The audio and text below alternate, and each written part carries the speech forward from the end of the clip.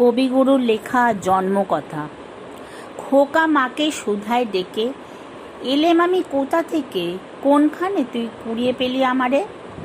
মা শুনে কয় হেসে কেঁদে, খোকারে তার বুক বেঁধে, ইচ্ছে হয়েছিলি মনের মাঝারে। ছিলি আমার পুতুল খেলায়, প্রভাতে শিব পূজার বেলায় তোরে আমি ভেঙেছি আর গড়েছি। তুই আমার ঠাকুরের সনে ছিলি পূজার সিংহাসনে, তাঁরই পূজায় তোমার পূজা করেছি। আমার চিরকালের আশায়, আমার সকল ভালোবাসায়, আমার মায়ের দিদি মায়ের পরাণে, পুরানো এই মোদের ঘরে, গৃহদেবীর কোলের পরে কতকাল যে লুকিয়েছিলি কে জানে।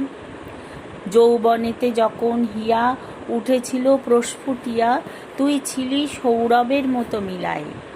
আমার তরুণ অঙ্গে অঙ্গে জড়িয়েছিলি সঙ্গে সঙ্গে তোর লাবণ্য কোমলতা বিলায়।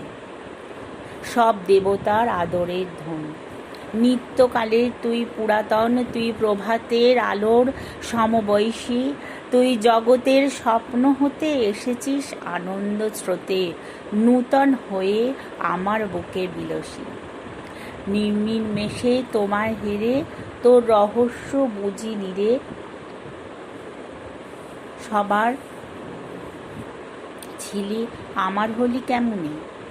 ওই দেহে এই দেহ চুমি, মায়ের খোকা হয়ে তুমি মধুর হেসে দেখা দিলে ভুবনে।